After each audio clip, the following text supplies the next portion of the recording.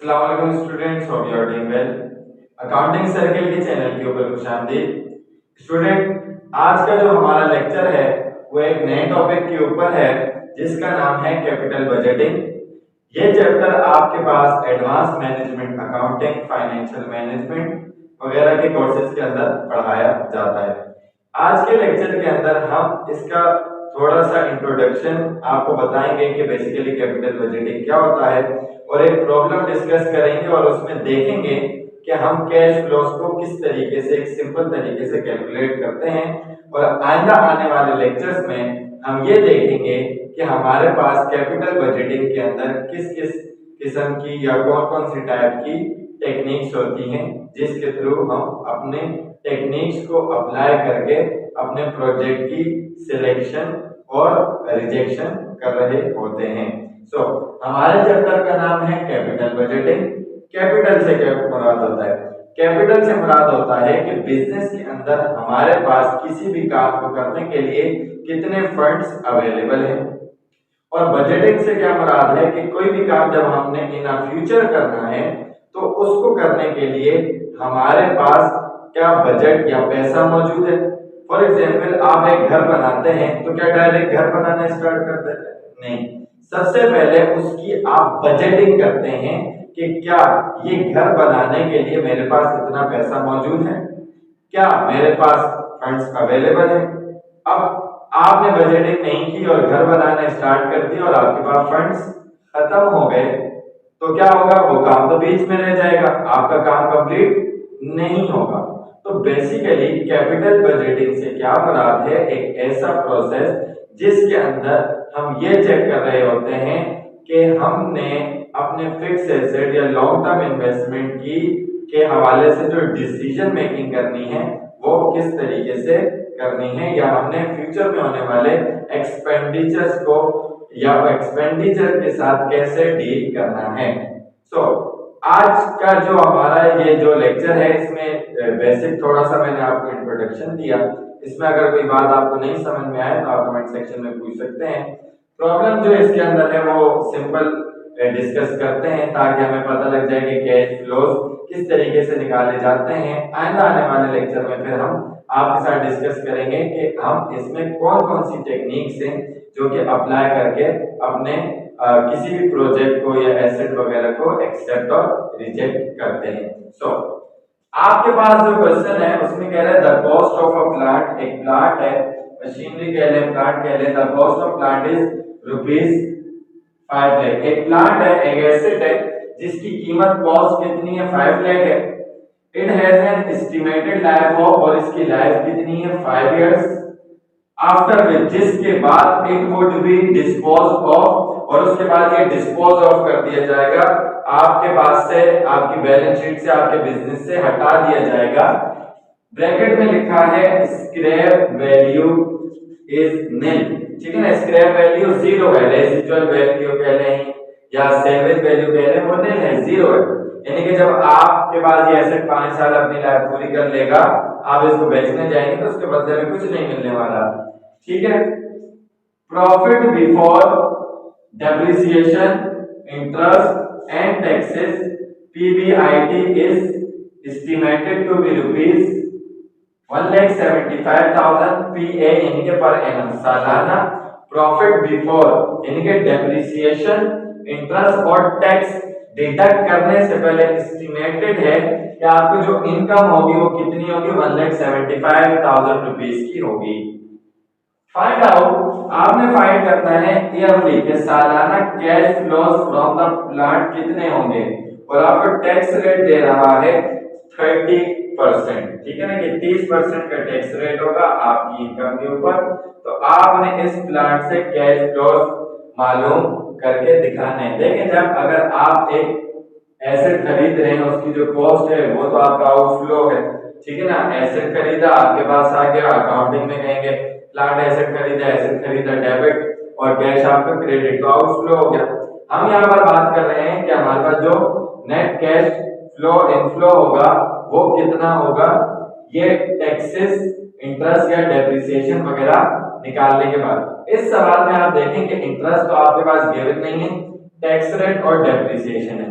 तो सबसे पहले हम जो कैलकुलेशन करेंगे वो डेप्रिसिएशन की करेंगे। यहाँ पर हमारे पास जब मेथड हमारे पास मौजूद नहीं है तो सिंपली हम जो इसका ईयरली डेप्रिसिएशन निकालेंगे वो स्ट्रेट लाइन मेथड से ही निकालेंगे। स्ट्रेट लाइन का जो हमारे पास फॉर्मूला होता है वो फॉर्मूला क्या होता है, यहाँ पर मैं लिख देता हूं। सबसे पहले एनुअल डेप्रिसिएशन निकालना है स्ट्रेट लाइन मेथड से, तो उसका फॉर्मूला होता है sir cost minus salvage value कह लें या स्क्रैप वैल्यू कह लें और डिवाइडेड बाय यूजफुल लाइफ। तो उसने कहा कि आपके एसेट की कॉस्ट है 5 लाख, सैलवेज वैल्यू 0 है, यूजफुल लाइफ आपके पास 5 यानी कि 5 इयर्स है। तो 0 माइनस किया तो 5 लेकर आ जाएगा और अगर मैं 5 से डिवाइड कर दूंगा डायरेक्टली तो ₹1 लाख आपके पास इसका सालाना यानी कि एनुअल पर एनम डेप्रिसिएशन आ जाएगा। सालाना डेप्रिसिएशन इसका 1 लाख रुपए आ जाएगा। ठीक है जी। तो जब हमारे पास सालाना डेप्रिसिएशन आ गया तो अब हम यहाँ पर ईयरली यानी कि सालाना कैश फ्लोज इस प्लांट के मालूम कर सकते हैं। वो किस तरीके से करेंगे आए चलते हैं देखते हैं। सबसे पहले आप यानी कि पहला काम ये हो गया।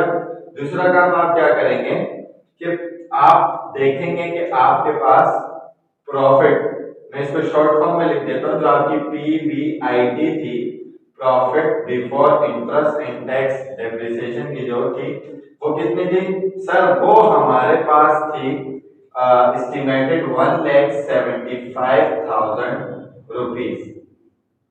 ठीक है जी, 1,75,000 रुपीज थी, एक जीरो ज्यादा लग गया, सही है ना।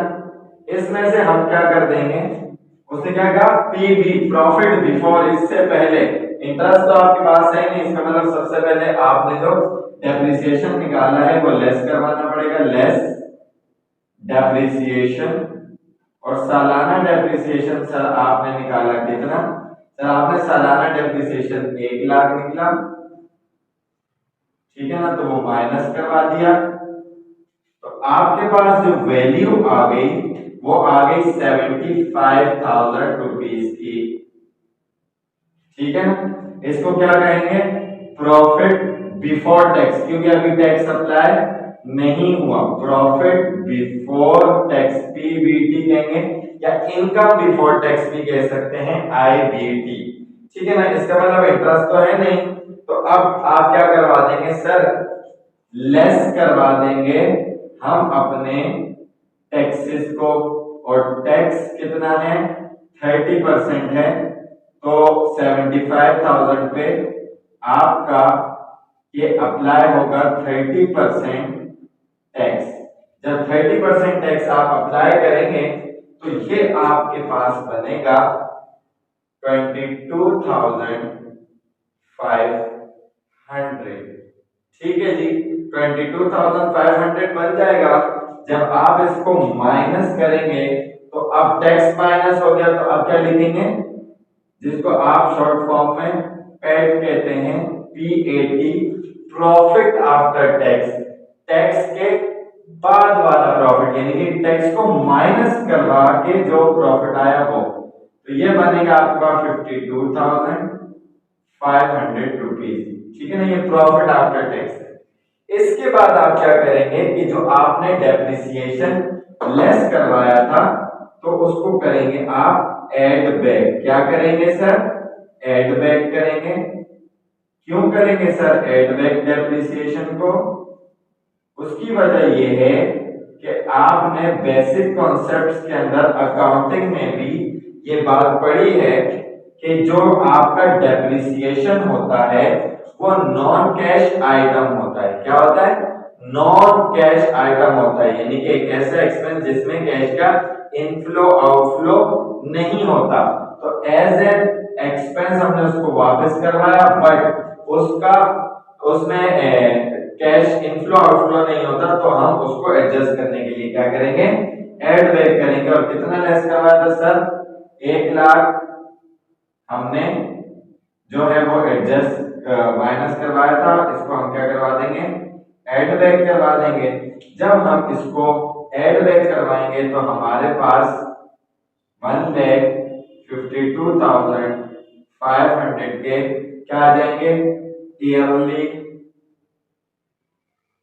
कैश फ्लोज, सालाना जो आपके कैश फ्लोज हैं इस एसेट्स के वो 1,52,500 रुपीज के होंगे 30% टैक्स माइनस करने के बाद, और एड बैक जब आप करवाएंगे अपने डेप्रिसिएशन को जिसको आपने पहले लेस करवाया था इस कॉन्सेप्ट से कि ये एक नॉन कैश आइटम है, इसमें कैश का इनफ्लो आउटफ्लो नहीं होता, उसको एडजस्ट करने के लिए आपने क्या किया, ऐड बैक करवाया। सो आई होप कि ये पहला लेक्चर आपको अच्छे तरीके से समझ में आया होगा।